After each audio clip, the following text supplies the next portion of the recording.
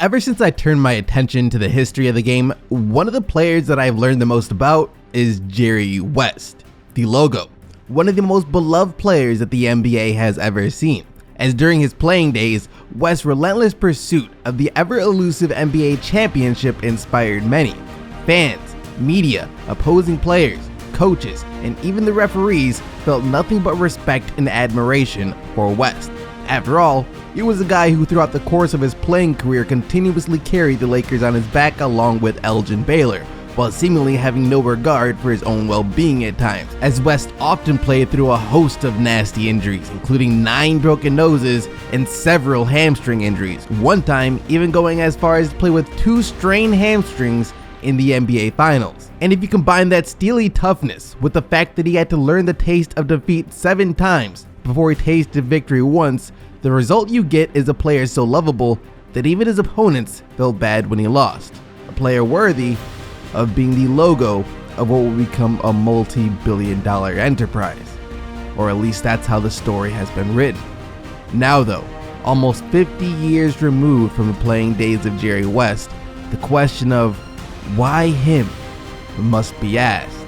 As during my time learning of West, along with other star players of the period, it started to become clear that West had one keen advantage over some of his counterparts when it came to winning the hearts of the basketball world: his skin color.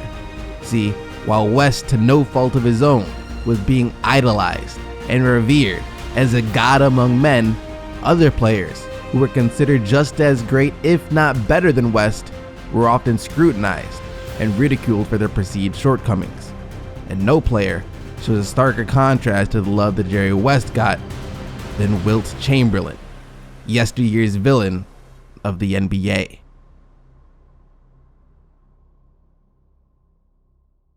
Shout out to SeatGeek for sponsoring this video. SeatGeek, the world's best way to purchase tickets to NBA games or any other live events, with a host of features, including being able to see a view from a seat before buying a ticket, a rating system for prices to make sure you're getting the best deal available, and also getting $20 off your first order by using the promo code SDC at checkout. The app really is a must-have for anyone who attends or plans to attend live events. Once again, thank you to SeatGeek for sponsoring this video, and I'll have the link so you can download the app down in the description box below. You can't stay here. We run a respectable hotel.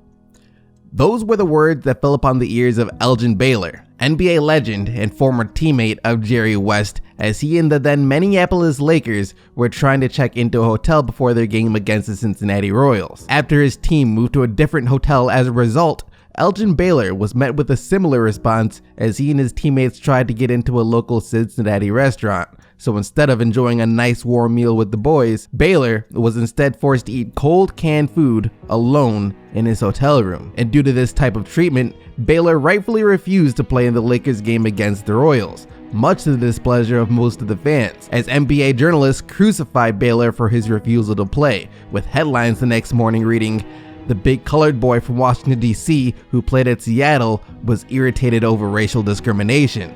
Most who read this article back then didn't bat an eye. After all, this was the early 60s, during the days of separate but equal, and to be quite frank, the treatment of Elgin was mild compared to the treatment of many others across the nation. It does, though, help paint a picture of ways in which race played a part of players' overall perception amongst the people.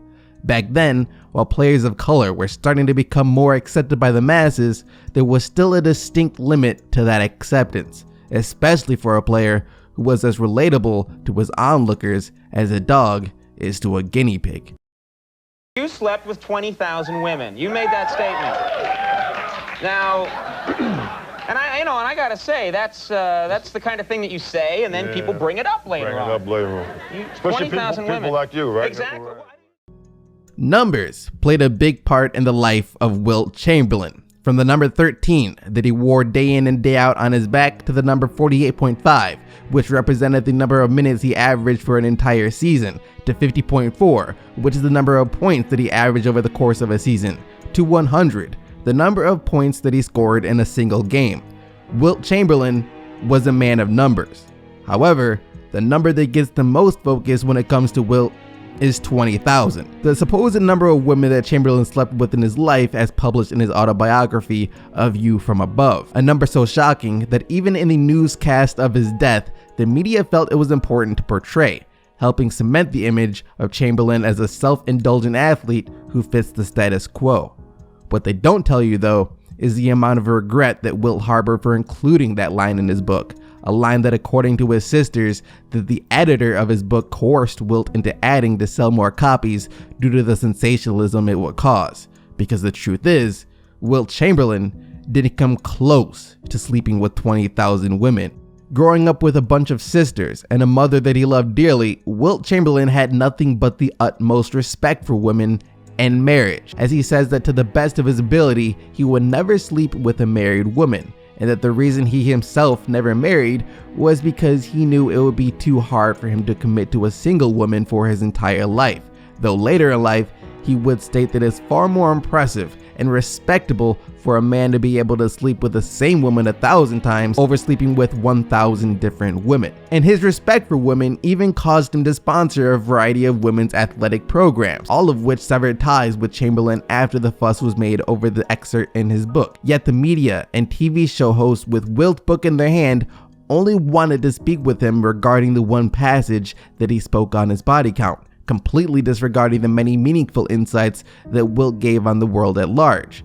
It makes you wonder, how many of these people did their due diligence to read and study on who Wilt was as a person before they invited him on their show for the ratings that talking about sleeping with 20,000 women would bring in? Thankfully though, Wilt, being much more of a lover than a fighter, would take these slights from the media in stride. After all, being harped on for a fictional amount of sexual encounters was nothing compared to the hate and discrimination that he received throughout his playing days, where when the rest of the NBA was rooting for Jerry West to finally beat the Celtics, they were simultaneously waiting for Wilt to fail, for David to slay Goliath.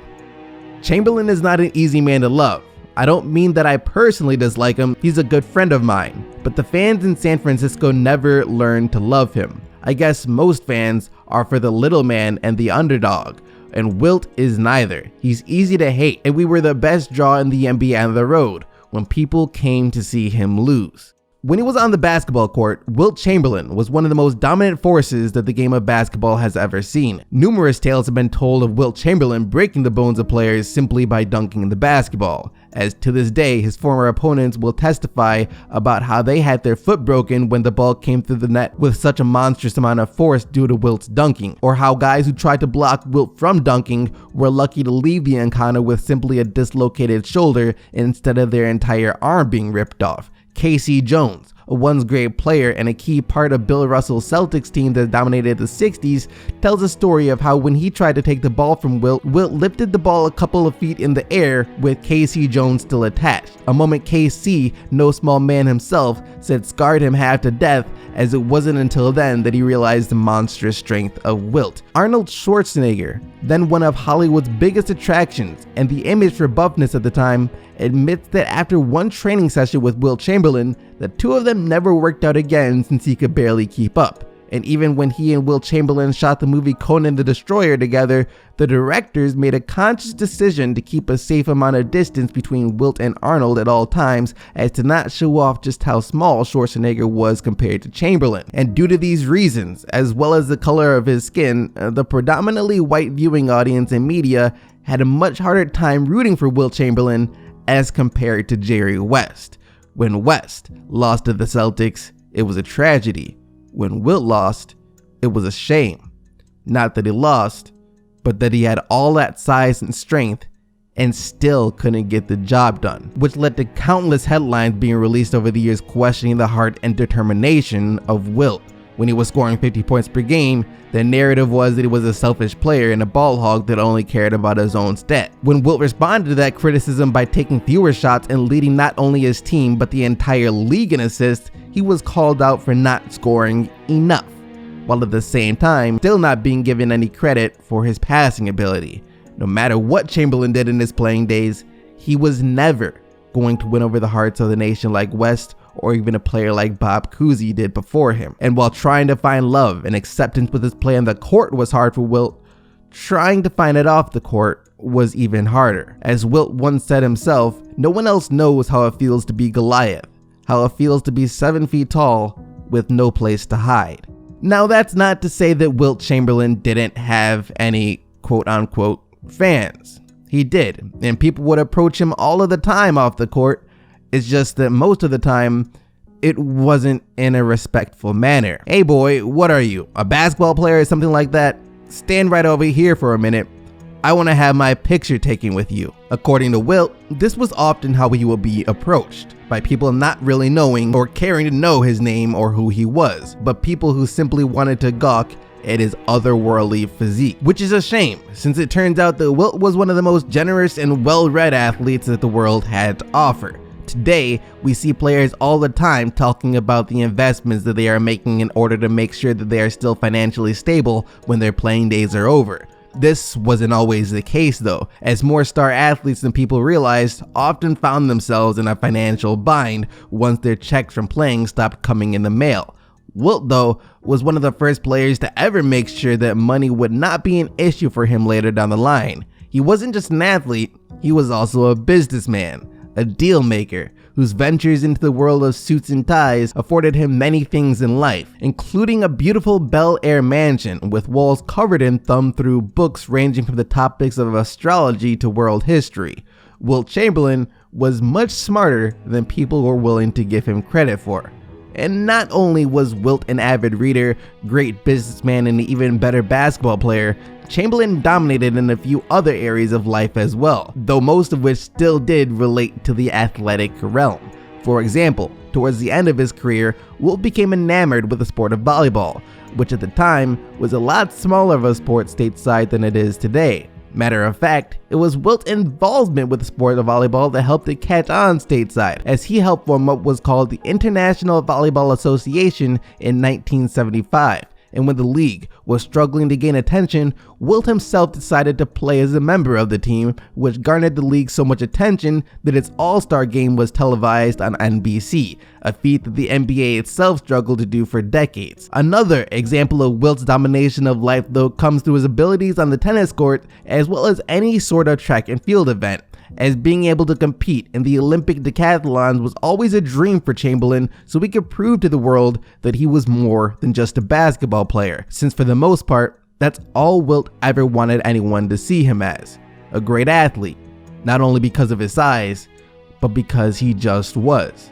Take away his height, and he still had the strength, speed, agility, and most importantly, the smarts to accomplish anything he set his mind to. Yet despite that, it never turned out that way. During his playing days, Wilt was seen as a selfish loser who could never beat Bill Russell. And after his playing days, Chamberlain, despite all of his numerous endeavors, intellectual conquests, and unrivaled accomplishments, is often just remembered as a great basketball player who slept with 20,000 women. That's gonna do it for this video though, guys. Thank you so much for watching. I hope you enjoyed learning about Wilt Chamberlain just as much as I did. I've been learning about him, as I said, Jerry West, plus a few others. I got Oscar Robertson, Elgin Baylor. I mean, just hold on. Look at all this. Look at all this. Look at all this. Just look at.